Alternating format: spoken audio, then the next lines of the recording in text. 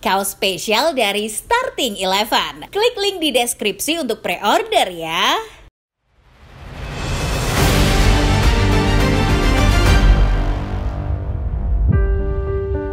Timnas Indonesia kembali telan kekalahan dari Timnas Uzbekistan pada matchday kedua fase grup Piala Asia U20 2025. Dalam pertandingan tersebut jelas sekali terlihat bahwa anak-anak Garuda tampil dengan performa yang buruk. Skor 3-1 memang menunjukkan peningkatan di lini serang. Tapi di lini belakang, Indonesia seolah kembali ke era kegelapan. Dengan kekalahan ini juga, Timnas U20 resmi tersingkir dari Piala Asia U20 2025. Hasil yang mengecewakan ini tentunya membuat banyak penggemar menjadi geram. Harapan PSSI yang ingin melihat Garuda Muda tampil di Piala Dunia U20 pun juga seketika sirna. Meski sebelumnya Timnas U20 sempat menggelar banyak uji coba, nyatanya hasil yang dicapai justru mengecewakan. Pelatih utama Indra Syafri pun kini jadi bulan-bulanan warga. Sosoknya yang tadinya optimis dan positif, kini malah seakan membuktikan bahwa mereka tidak melakukan apa-apa. Lantas, bagaimana Indonesia bisa kalah padahal sudah menjalani banyak latihan? Sebelum kita mulai pembahasannya Football Lovers, seperti biasa, jangan lupa untuk menekan dulu tombol like dan subscribe, serta nyalakan lonceng notifikasinya. Supaya kedepannya kamu tidak ketinggalan berita-berita terbaru lainnya seputar dunia sepak bola dari channel Starting Eleven Moment.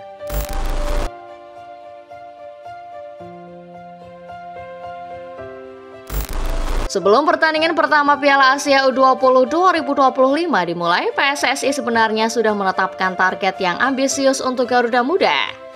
Target ini disampaikan langsung oleh Ketua Umum PSSI Erick Thohir yang menyebut bahwa Indonesia setidaknya harus lolos sampai ke fase perempat final. Target ini diniatkan supaya Timnas U20 kedepannya punya pengalaman bertanding yang lebih tinggi guna beraksi di panggung Piala Dunia U20. Menurut Erick, Piala Asia adalah kompetisi yang paling cocok untuk menstimulasi bakat anak-anak muda tersebut. Target menjadi 2 tim terbaik di fase grup dan lolos ke perempat final Piala Asia U20 2025. Saya optimistis Garuda Muda mampu berjuang dan menjaga persaingan agar lolos ke level yang lebih tinggi, yakni Piala Dunia U20 2025 di Chile, ujar Erick Thohir. Demi mendukung kemajuan ini, PSSI bahkan sampai menggelar banyak TC atau pemusatan latihan, baik di dalam maupun di luar negeri. Salah satu program yang dijalankan adalah TC di Jepang pada November 2024 lalu, yang bertujuan untuk meningkatkan kualitas permainan tim dengan menghadapi lawan-lawan tangguh dari Asia Timur. Selain itu, pada Januari 2025, PSSI kembali menggelar TC di Jakarta, diikuti oleh 34 pemain yang diseleksi ketat oleh pelatih Indra Syafri. Selama TC ini, Timnas U20 juga mengikuti turnamen mandiri U20 Challenge Series di Sidoarjo, di mana mereka berhadapan dengan tim-tim kuat seperti Yordania, Suriah, dan India. Setelah turnamen ini, PSSI kembali menggelar TC lanjutan hingga akhirnya menetapkan 23 pemain terbaik untuk berlaga di Piala Asia U20 2025. Menariknya, meskipun PSSI dan Ketua Umumnya Erick Thohir menargetkan pencapaian hingga perempat final, pelatih Indra Syafri ternyata punya pandangan yang lebih optimis. Indra percaya bahwa anak asuhnya mampu melangkah lebih jauh hingga mencapai babak semifinal. Keyakinan ini didasarkan pada perkembangan yang ditunjukkan oleh para pemain selama pemusatan latihan, baik dari segi teknik, strategi maupun mental bertanding. Ia menilai bahwa dengan persiapan yang matang serta dukungan penuh dari PSSI, Timnas Indonesia U20 memiliki potensi besar untuk mengukir sejarah baru di ajang Piala Asia U20 2025. Target saya pribadi, karena ini sudah yang ketiga kali, mudah-mudahan Tuhan mengampuni doa-doa saya. Dan untuk ketiga kali ini, kita bisa lolos ke Piala Dunia U20 2025, ujar Indra Syafri.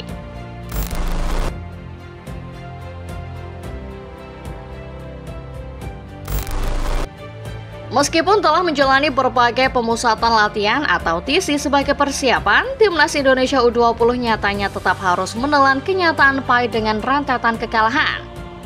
Para pemain yang telah berlatih keras selama berbulan-bulan ternyata masih kesulitan menghadapi tekanan di turnamen sesungguhnya. Berbagai faktor mulai dari mental bertanding, kualitas lawan yang lebih unggul hingga kesalahan teknis di lapangan menjadi penyebab dari kegagalan Indonesia dalam mencapai target yang telah ditetapkan oleh PSSI. Kekalahan pertama terjadi saat Garuda Nusantara menghadapi Iran. Sebuah laga yang menunjukkan betapa buruknya performa timnas Indonesia U20. Sejak menit awal, para pemain tampak kebingungan menghadapi agresivitas Iran. Passing yang berantakan, koordinasi antar lini yang kacau, serta seringnya kehilangan bola di area berbahaya membuat Garuda Muda berada dalam tekanan sepanjang pertandingan. Iran dengan mudah mengeksploitasi kelemahan tersebut, mencetak gol demi gol tanpa perlawanan berarti dari Indonesia. Kekalahan telak 3-0 di laga pembuka ini menjadi pukulan telak bagi tim dan membuat kepercayaan diri para pemain menurun. Meski begitu, pelatih Indra Syafri tetap berusaha melihat sisi positif dari penampilan anak asuhnya. Ia menilai bahwa secara individu, beberapa pemain menunjukkan perkembangan yang cukup baik dibandingkan saat di sisi sebelumnya. Indra juga menegaskan bahwa kekalahan ini harus dijadikan pelajaran berharga bagi para pemain muda agar lebih siap menghadapi level kompetisi yang lebih tinggi di masa depan. Baginya, pengalaman bertanding di Piala Asia U20 tetaplah langkah penting dalam proses pembentukan mental dan karakter tim untuk jangka panjang. Kita bermain tidak cukup buruk, tapi kita tidak punya antisipasi bagus untuk umpan silang mereka. Mengantisipasi bola-bola atas dan duel 1 lawan 1. Sebenarnya kita punya kecepatan untuk bisa counter attack Iran. Kita punya beberapa peluang tapi tidak bisa memanfaatkannya. Ya, kita akan evaluasi tim dulu pertama-tama, setelah itu kita siapkan tim main lawan Uzbekistan. Ya, kita lihat nanti peluangnya, ujar Indra Syafri.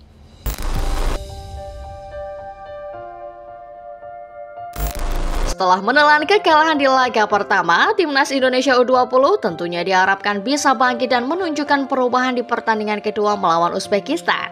Indra Syafri telah menjanjikan evaluasi untuk memperbaiki kelemahan tim, terutama dalam hal koordinasi permainan dan penguasaan bola. Namun kenyataannya justru berbanding terbalik. Dalam laga melawan Uzbekistan, Garuda Nusantara kembali tampil buruk dengan permasalahan yang sama seperti laga sebelumnya. Para pemain tampak kebingungan dalam membangun serangan, sering kehilangan bola dan gagal mengantisipasi tekanan lawan. Ironisnya, kelemahan terbesar Indonesia pada bola-bola atas kembali menjadi mimpi buruk. Uzbekistan yang memiliki keunggulan fisik dengan mudah memanfaatkan situasi ini untuk mencetak gol. Para pemain Indonesia terlihat enggan berduel di udara, membuat lawan dengan leluasa menciptakan peluang berbahaya. Hal ini seolah menunjukkan bahwa tidak ada perubahan signifikan dalam strategi tim meskipun evaluasi telah dijanjikan. Hasilnya, Indonesia harus menerima kekalahan telak 3-1. Kekalahan ini memperlihatkan bahwa skuad Garuda Nusantara masih belum siap untuk bersaing di level Asia, baik secara taktik maupun mental bertanding. Dengan kekalahan ini, Indonesia juga resmi tersingkir dari Piala Asia U20 2025 meski masih menyisakan 1 pertandingan di fase grup. Harapan untuk melaju ke perempat final pupus lebih cepat dari yang diharapkan. Kekalahan Indonesia ini bahkan mendapat sorotan dari media asing, termasuk media Vietnam yang menyebut bahwa Indra Syafri seharusnya dipecat setelah hasil mengecewakan ini. Timnas U20 Indonesia tumbang, resmi tersingkir lebih awal, sangat mengecewakan. Hal ini tidak mengherankan mengingat penampilan pemain muda Indonesia yang kurang meyakinkan pada turnamen tahun ini. Kemungkinan besar setelah turnamen ini, pelatih Indra Syafri juga harus meninggalkan tim atau dipecat. Tulis media Vietnam Soha.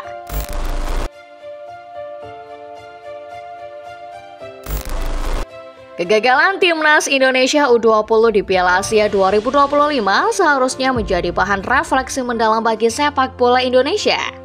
Jika melihat realita yang ada, kualitas pemain lokal kita memang masih jauh di bawah rata-rata dibandingkan dengan negara Asia lainnya. Fakta bahwa Indonesia selama ini hanya bisa kompetitif di ajang seperti Piala AFF menunjukkan bahwa sepak bola kita masih jauh dari standar Asia, apalagi dunia. Kondisi liga domestik yang masih berantakan juga menjadi salah satu faktor utama. Kasus kerusuhan di Liga 2 beberapa waktu lalu semakin menegaskan bahwa kompetisi kita masih jauh dari kata profesional. Bagaimana mungkin kita bisa mencetak pemain berkualitas jika liga tempat mereka berkembang masih penuh dengan masalah? Dengan kondisi seperti ini, menargetkan Piala Asia atau bahkan Piala Dunia dengan mengandalkan pemain lokal masih bisa dibilang terlalu muluk-muluk. Alih-alih hanya berfokus pada pemusatan latihan berkepanjangan atau sekedar mengumpulkan pemain berbakat dalam jangka waktu singkat, Indonesia seharusnya lebih serius dalam membangun fondasi sepak bola yang lebih kuat. Pembinaan usia muda harus benar-benar diperhatikan dengan sistem yang jelas dan berkelanjutan. seperti perbaikan liga dan kompetisi lokal yang lebih efektif. Tanpa pembinaan yang jelas dan liga yang tertata rapi, Indonesia hanya akan terus mengulang kesalahan yang sama setiap kali mengikuti turnamen internasional.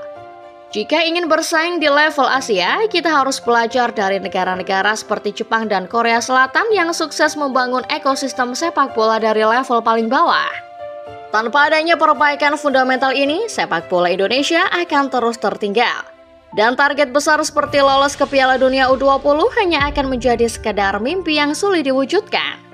Sekian Football Lovers, pembahasan singkat mengenai timnas Indonesia yang gagal capai target di Piala Asia U20. Meski sudah memakan banyak waktu untuk pemusatan latihan, ternyata hasilnya masih kurang memuaskan. Bagaimana menurut Football Lovers sendiri? Apa komentar kalian terkait kegagalan ini? Coba tulis pendapat kalian di kolom komentar ya.